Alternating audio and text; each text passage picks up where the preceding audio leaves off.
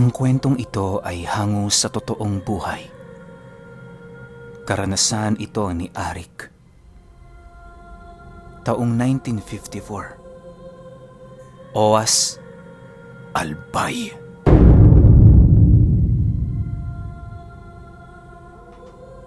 Itong mga panahong ito, ulilang lubos na si Arik. Ang tanging katuwang niya noon sa kanyang tahanan ay ang kaibigan niyang itinuring na niyang kapatid. Nadapo sila sa Owas, gawa ng doon na nila na pagpasyahang talikuran ang kanilang dating gawain. Maglilimang taon na silang naninirahan sa lugar, kaya na may kilala na nila ang iilang mga taong naninirahan doon. Dahil sa magaling makisama si Arik, kung kaya't naging malapit siya sa kanyang mga kababaryo. Yun din ang naging takbuhan niya sa tuwing nagkakaroon sila ng problema sa pagkain man o pinansyal na aspeto. Dahil sa hindi gaanong karangyaan ang buhay nila, kaya na may nabubuhay sila noon sa pagkakaroon ng utang sa iba't ibang tindahan. Yun na lamang ang naisip niyang paraan upang maisalba ang bawat araw na taghirap nila. Akala ni Arik magiging maayos ang ganoon niyang diskarte sa buhay, pero hindi pala. Isang araw, pumunta siya sa isang tindahan para mangutang. Malakas ang loob niya noong bumali noong araw na yon, gawa ng may hinihintay silang trabaho sa mga susunod na araw.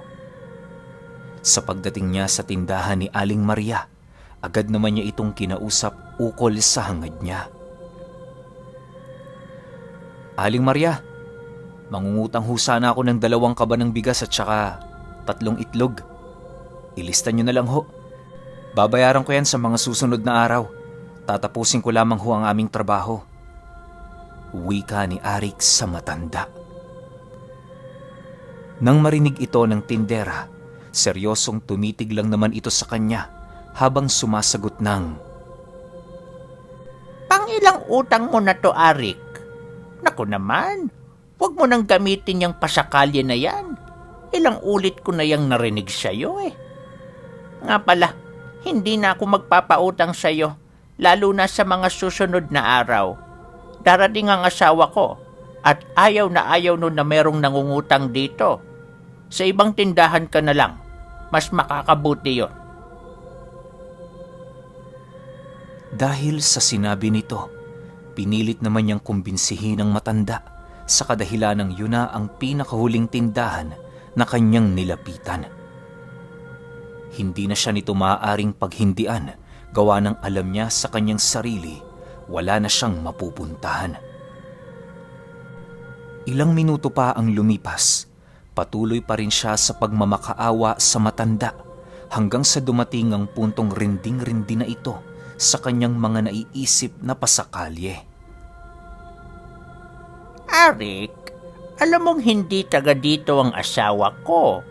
Wala kang ideya kung sino ang demonyong kinukulit mo. Huling babala ko na ito sa'yo. Umalis ka na. Sa iba ka na lang mangutang. Pero kung matindi talaga ang iyong pangangailangan, maaari ka naman ditong mangutang. Yun nga lang, labas na ako sa kung ano man ang mangyayari sa'yo. Ikaw lang ang inaalala ko, Arik." Seryosong wika sa kanya ng matanda. Matapos nitong makapagsalita, agad din naman itong inilapag sa lupa ang kaba ng bigas at ang itlog na kanyang nais kunin. Nang marinig ni Arik ang sinabi nito, hindi na yon nagdalawang isip pang kunin ang iniabot ng matanda. Bago siya tuluyang umalis sa tindahang yon, kitang-kita niya ang matandang hindi isinulat ang kanyang utang. Medyo kampante siya noon sa kanyang ginagawang paglalakad sa kadahilanang sa isip-isip niya, maaari nitong nakalimutan ang utang niya. Lumipas ang 3 araw ng kanilang pagtatrabaho, ni anino ni Arik sa tindahan hindi nagawang masilayan ng matanda. Sa sobrang pagkaabala kasi nito, unti-unti na nitong nakalimutan ang kanyang mga utang. Alam nyo, kapag may pera noon si Arik, hindi ito nagpapakita sa kanilang lugar. Mas pinipili nitong tumungo sa karatig baryo para bumili ng kanilang mga pangangailangan. Ilang ulit na din yung pinagsabihan ng kanyang kaibigan pero ang lahat ng paalala nito ay baliwala para sa kanya. Mahirap mang isipin subalit ang paningin sa kanya ng iilang mga tindera pabigat na sa baryo nila. Ang iba nga nito minsan, hindi na nakakapagtimpi kung kaya't nasasabihan siya ng masama sa tuwing dumaraan siya sa tindahan ng mga ito. Bagaman gano'n na kalala ang kanyang sitwasyon, nanatili siyang kampante sa mga bagay-bagay. Halos walang kaide-ideya noon si Arik sa isang delubyong mananalasa sa kanilang lugar. Isang hapon, habang nagpapahinga sila ng kasama niya sa bahay, merong napadaang isang lalaki. Paugod-ugod na ito at parabang hindi na nito kayang maglakad ng malayo. Pagsilay ni Arik sa bayong nitong dala, bumungad sa kanya ang mga makikinang na mga bato, indikasyon na merong ginto dito. Dala ng kanyang pagkaganid, walang pagdadalawang isip niyang nilapitan ang matanda habang nagwiwika ng, "Nong, saan ang punta ninyo? Parang mabigat yung dinadala ninyo ah. Tulungan ko na kayo." Matapos nitong makapagsalita, panay lang naman ang pagmamasid ng kanyang kaibigan habang nagkakape. Sinabihan na siya nitong lubayan ng matanda, subalit parabang naging bingi na si Arik sa kanyang mga nakikita at naririnig. Ilang minuto pa ang lumipas, maamong tumitig ang matandang yon habang sumasagot ng, "Diyan lang ako sa baryo, iho.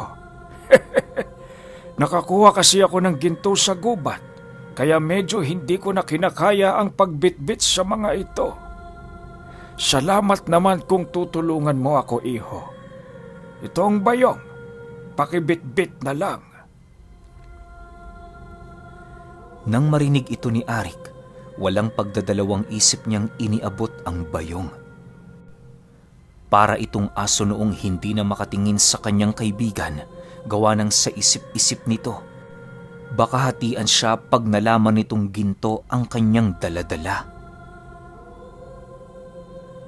Habang binabagtas nila ang daan, paisa-isa namang kinukuha ni Arik ang mga bato sa loob ng bayong habang mariing kinakausap ang matanda. Ilang minuto pa ang lumipas, laking gulat na lamang niya nang bigla itong huminto sa paglalakad habang nagsasabi ng, "Tama nga ang sinabi nila. Masyado kang ganid. Ang mga katulad mo, hindi dapat napapabilang sa uri ng tao. Isinusumpa kita, ilan man sa mga batong yan ang iyong nakuha, ganun karami ang sakit na dadapo sa'yo. Hindi ka tatantana ng sakit na yan hanggang sa kamatayan." Matapos makapag-uwi ka ng matandang yon, dahan-dahan naman itong napatingin sa kanya at mula sa kanyang kinatatayuan, nasipat niya ang napakapangit nitong pagmumuka. Paglalarawan ni Arik sa nilalang na yon, meron itong dambuhalang bibig na halos abot na hanggang tenga. Nanlilisik ang mga mata nito at wala siya ditong nakitang ilong sa muka. Napakahaba din ng kulay lila nitong dila at nagdadala yon ng napakabahong amoy. Pagtitig ng nilalang sa kanya, bigla namang nag-anyong mga uod ang mga batong kanyang hawak-hawak. Maging ang bayong noon ay naagnas na parabang parte lamang yon ng sabulag ng nilalang. Dahil sa takot na kanyang naramdaman, walang pagdadalawang isip siyang tumakbo pabalik sa kanilang tahanan. Pagdating niya dito, nasipat niya ang kanyang kaibigan na patuloy na nagkakape habang nagtatakang nakatitig sa kanya. Kitang-kita kasi noon ng kaibigan ni Arik ang labis na takot sa kanyang pagmumuka na halos dumating na ang puntong pagpawisan siya ng walang patid kahit wala ng araw noong mismong oras na yun. Sa paglapit niya sa kanyang kaibigan, agad naman niyang inilahad ang mga bagay na kanyang nasilayan. Subalit matapos niya itong mailahad, tanging pagtawa lamang ang narinig niya ditong sagot habang nagwiwika ng, "Yan! Magsilbing aral sa'yo yan. Ganid ka kasi."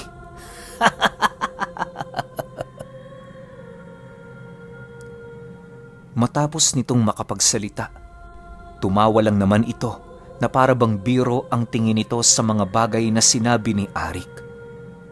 Sa sobrang galit ni Arik noon sa kanyang kaibigan, agad naman siyang pumasok sa kanilang tahanan habang walang imik. Pagsarado niya noon ang pinto, sinigawan naman niya ito ng, "Huwag mong kakalimutan, dahil sa diskarte ko, gumaganda ang buhay natin kahit papaano. Kung hindi talaga malalim ang ating pinagsamahan, noon pa iniwan na kita." Dahil sa sinabi nito, ninais na lamang ng kanyang kaibigan na tumahimik. Hindi kasi yun pala away na tao, kaya na may kapag nakakaamoy na ito ng galit sa kanyang kausap, kusa na itong tumitigil. Sa paglalim ng gabi, naging normal pa naman noon si Arik. Halos hindi nga inakala ng kanyang kaibigan na magkakasakit ito, gawa ng malakas pa yun kumain noong naghapunan sila. Sa pagsapit ng kanilang tulugan, bigla na lamang nagulantang ang kanilang tahanan nang sumigaw si Arik ng napakalakas sa kasagsagan ng lalim ng gabi. Dahil sa magkalapit lang noon ang kanilang silid, kung kaya't agad naman siyang napuntahan ng kanyang kaibigan. Paglapit nito sa kanyang higaan, halos manlaki na lamang ang mga mata nito nang masipat nitong lumobo ng husto ang kanyang tiyan. Sa sobrang pagkabahala noon ng kanyang kaibigan, blanko itong lumabas sa kanilang bahay habang nananakbo patungo sa bahay ng albularyo. Ilang minuto pa ang lumipas, bumalik na ang kanyang kaibigang yon, kasama ang nag-iisang albularyo sa kanilang lugar. Kahit papaano mapalad pa noon si Arik, gawa ng nadatnan ito ng kanyang kaibigan sa labas ng bahay nito na nagsusunog ng balat ng nyog. Sa pagsilay ng matanda sa kanyang kalagayan, maging ito man ay nagulat sa kanyang karamdaman. Hindi nito sukat akalain na magtataglay ng ganoong kalakas na bati si Arik. Sinasamahan din yon ng mga mahihinang sapi ng mga elemento, kung kaya't mas lalong nagtaglay ng kapangyarihan sa kanyang katawan ang kanyang karamdaman. "Nako iho, sino-sino ba ang kaaway mo? Bakit parang napakatindi ng galit ng may gawa nito sa'yo? Huwag kang mag-alala, tutulungan kita. Manalig ka iho, walang sino man demonyo ang mas makapangyarihan sa amang nasa langit." Wika ng albularyo habang dahan-dahan siya nitong hinihilot. Dahil sa panganib na idinudulot noon ng kanyang nakuhang karamdaman, kung kaya't buong magdamag siyang ginamot ng albularyo. Kinaumagahan, kahit papaano bahagya namang lumiit ang tiyan noon ni Arik. Sinabihan siya ng albularyo na wag na munang lumabas at kumain lamang ng mga masusustansyang pagkain. Mariin naman niya itong tinandaan nang sa gayoy mas mapadali ang kanyang paggaling. Ilang araw ang lumipas, labis-labis naman ang kanyang pasasalamat sa kadahilan ng kahit papaano, unti-unti nang lumiliit ang kanyang tiyan. Ang naging palaisipan naman noon sa kanya ay kung bakit kahit maliit na ito, meron pa rin siyang nararamdamang kirot sa loob ng kanyang katawan. Hindi naman niya yun agad na inilahad sa albularyo sa takot na magkaroon pa sila ng panibagong gamutan. Hindi sa gamot o anumang bagay na ibinibigay sa kanya ng albularyo siya natatakot, bagkus ay sa salaping sinisingil nito sa kanya matapos siyang pagalingin. Hinding-hindi kasi naniniwala noon si Arik na ang mga albularyo ay hindi nagpapabayad sa pasyente ng mga ito. Dahil sa kanyang ginawa, nagpatuloy ang maling gamutan sa loob ng kanyang tahanan. Inakala ng albularyo na papagaling na siya, subalit nang matuklasan nito ang kanyang panibagong karamdamang iniinda, tanging pagkadismaya na lamang ang naramdaman ng albularyo. Gawa ng alam nitong huli na para kay Arik na siya pa ay matulungan. Masyadong malaki na kasi ang lintang naroon sa kanyang laman loob, kung kaya't napakahirap na sa albularyong patayin ang nilalang na yun. Matapos nitong mapag-alaman ang kanyang sikreto, agad naman itong gumawa ng panibagong hakbang sa paggamot. Mariin itong binigyan ng atensyon ng linta sa katawan ni Arik, gawa ng ito ang papatay sa kanya kung sakali mang mapabayaan pa yung lumaki. Ilang ulit na din siya noong pinagalitan ng albularyo, kung kaya't wala naman siyang nagawa para magmatigas pa rito. Sa halos humigit 1 buwan niyang pagpapagamot, ay hindi na niya makilala ang kanyang sarili. Kapag humaharap si Arik noon sa salamin, napapaiyak na lang siya sa kadahilanang hindi siya sanay makita ang kanyang sarili na kaawa-awa. Bagaman kalunos-lunos na ang kanyang sinapit, kahit papaano'y naroon pa rin ang kanyang kaibigan. Hindi siya nito pinababayaan sa kabila ng mga masasakit na sinabi niya rito sa tuwing siya ay binabalot ng kalungkutan. Kung hindi ninyo na itatanong, magmula noong ginamot na ng albularyong yon ang lintas sa kanyang katawan, nagkaroon siya ng isang malaking bukol sa kanyang likod na hindi naglaon ay naging sugat ito na parang balon. Napakalalim ng sugat na yon na halos kaya mo doong ipasok ang iyong buong daliri. Ayon sa kanyang kaibigan, na sa sobrang laki ng sugat noon ni Arik, nahihirapan na siyang tumalikod o tumayo man lang. Baldado na din ang buong katawan nito dahil sa hirap na yung gumalaw at maglakad-lakad man lang. Isang araw, habang nakaratay si Arik sa kanyang higaan, kinausap siya ng kanyang kaibigan. May dumating kasing lalaki noong umaga sa bahay nila at naniningil ng kanyang utang sa tindahan ni Aling Maria. Wala din yung kaide-ideya kung sino ang lalaking yon, sa kadahilan ng unang beses niya lang din itong nakita.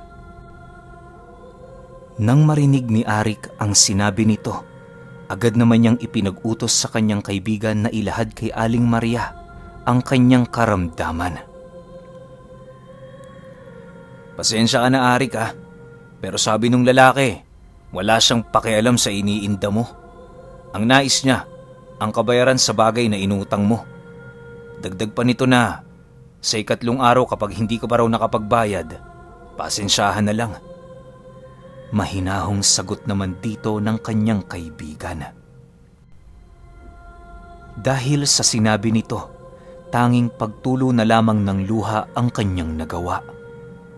Sa isip-isip niya, maaaring ang karamdamang yon ang naging kabayaran sa kanya ng Panginoon dahil sa mga kasalanan niyang ginawa noong siya ay malakas pa. Sa sobrang panloloko kasi niya sa kapwa, wala na siyang maisip kundi ang karma ang may kagagawan ng mga bagay na nangyayari sa kanya. Matapos ang kanilang pag-uusap, ninais na lamang niyang manahimik at tulalang tumitig sa kanilang bubungan.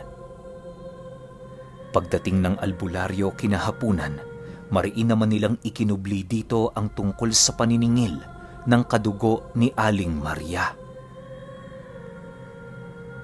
Sa pagpasok ng albularyo sa kanilang bahay, bahagya itong nakaamoy ng presensya ng aswang sa lugar. Tinanong pa nito ang magkaibigan kung meron bang nagawi doon pero mariin nila yung tinutulan. Hindi naman kasi maaaring magdesisyon ng kaibigan niya, lalo pat nakasanayan na nito na siya parati ang nagpapasya sa gagawin nila. Nang marinig ng albularyo ang kanilang sinabi, nagpasya naman itong ipagsawalang bahala na lamang ang kanyang mga naramdaman. Nagpatuloy yon sa kanyang panggagamot hanggang sa lumipas ang 3 araw. Sa pagsapit ng gabi noong 3 araw, kakaalis lang ng albularyo sa bahay nila. Mariin sila nitong binilinan na matulog ng maaga, gawa ng umaga pa yung babalik kinabukasan. Dahil sa wala namang trabaho sa bahay nila, kung kaya't di pa man sumasapit ang 7:00 ng gabi, mahimbing na ang tulog nila. Habang lumalalim ang gabi, walang kaide-ideya ang dalawa sa darating na panganib.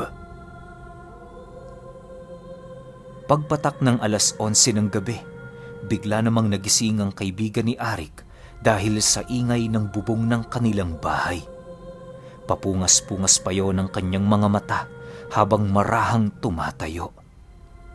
Medyo wala pa yung naaaninag sa lugar, gawa ng napakahina ng siga ng kanilang gasera. Sa pagtungo nito sa sala ng kanilang bahay, bigla naman yung natigilan nang masipat nito ang bubong ng kanilang bahay na dahan-dahang nabubutas. Pagsilay niya sa matatalas na mga kukong pumupunit sa kanilang pawid, halos bigla namang nawala ng lakas ang kanyang buong katawan. Pilit man itong sumigaw sa kanyang kinatatayuan pero ni katiting na boses walang lumalabas sa kanyang bibig. Ilang minuto pa ang lumipas, bigla namang lumapag ang isang nilalang sa kanyang harapan na ibang-iba ang anyo kung ikukumpara sa mga ordinaryong tao. Paglalarawan ng kaibigan ni Arik dito, meron itong matatalas na mga kuko, mahahabang balikat, mahahabang binti, malasababoy na mga paa, galising na katawan at nanlilisik na mga mata. Nagsisihabaan din ang pangil ng nilalang na yon na parabang kumakain din ito ng takot. Pagtitigan nilang dalawa, bigla namang nahimatay ang kaibigan ni Arik dahil sa takot. Matapos ang mga pangyayaring yon, walang sino man sa kanilang lugar ang nakakita sa ginawa ng nilalang. Paggising ng kaibigan ni Arik kinaumagahan, nadatna nito ang kanyang sariling natutulog ng nakaupo sa kanilang sala. Inakala nitong panaginip lang ang lahat ng nasipat niya noong gabi pero pagsilay niya sa bubunga ng bahay nila, tumambad roon ang butas na kanyang nakita. May iilang bakas din siya ng nilalang na nasilayan sa kanilang sahig na siyang labis na nagpatotoo na hindi lang basta paglalaro ng kanyang imahinasyon ang mga bagay na kanyang nasilayan. Dahil sa mga pangyayaring tumambad sa kanya, bigla namang kinabahan ng husto ang kaibigan ni Arik. Dahan-dahan itong naglakad patungo sa kanyang silid upang tingnan ang kanyang kalagayan. Labis ang pagpapanalangin nitong walang nangyaring masama sa kanya pero sa pagdating nito sa kanyang silid, tumambad sa mga mata nito ang kanyang katawan na wala ng buhay. Butas na noon ang tiyan ni Arik nang masilayan ng kanyang kaibigan na siya namang nagbigay dito ng labis na takot sa mga nilalang.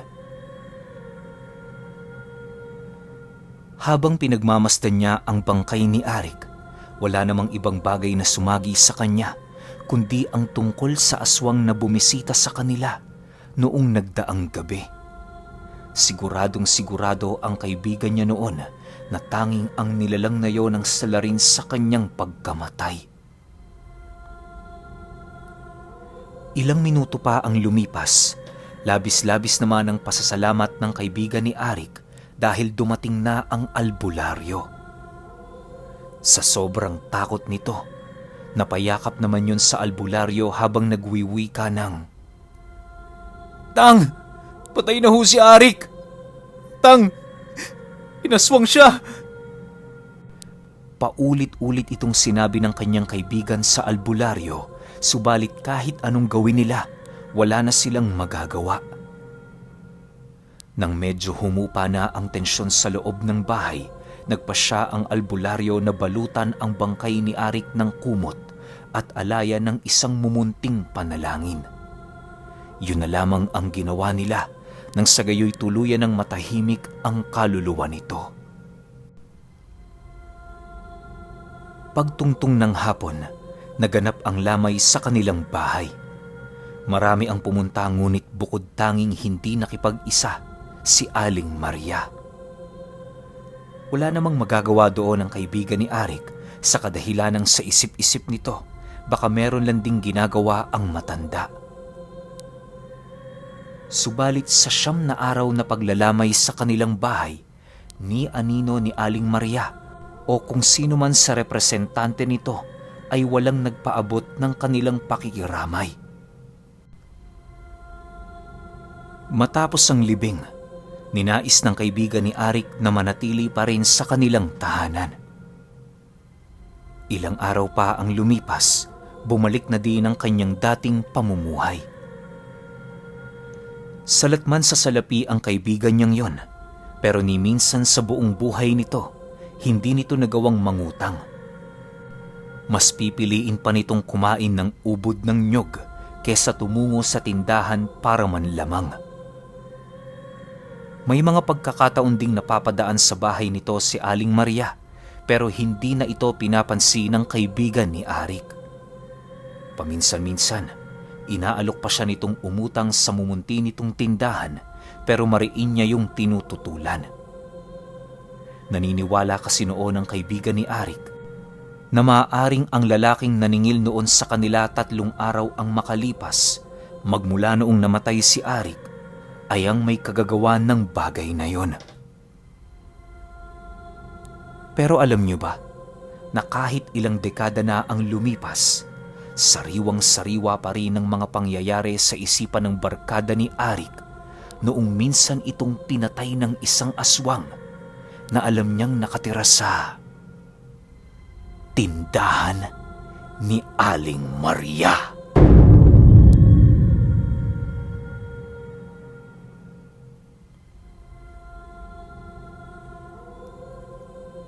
Okay, opinyon ko sa kwento. Parang napakasimpleng bagay lang kung papatayin ka ng aswang dahil lang sa utang mo. Pero kasi ang sabi-sabi dito sa ugali ni Arik sa lugar nila talagang nanlalamang siya sa kapwa.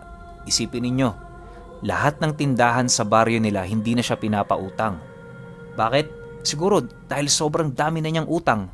Maski rito sa tindahan ni Aling Maria, 'di ba marami na rin siyang utang tapos hindi niya talaga binabayaran. Nasabi rin sa kwento na kapag may pera siya, sa ibang baryo siya nagpapakasarap. Parang mali nga naman talaga. So, dahil sa ugali ni Arik na pagiging mapanlamang sa kapwa, sa tingin ko, tama lang yung nangyari sa kanya. Well, bago siya namatay, sobrang hirap muna ng pinagdaanan niya. Lalo na dun sa part na malalim yung sugat, medyo nakakadiri yung part na yon. Pero, yun nga kasi, kahit tayo ngayon sa modernong sibilisasyon, kapag nilalamangan mo yung kapwa mo, ang pangit tingnan. Kaya hanggat maaari, iwasan natin yung ganun. Lumaban tayo ng patas. Magtrabaho tayo kapag kaya ng katawan natin. Huwag tayong manlamang ng kapwa. Huwag na huwag talaga. Pero kayo, kung may opinyon kayo sa kwentong ito, i-comment nyo lang sa baba. Yun lang. Hanggang sa susunod na kwento. Salamat.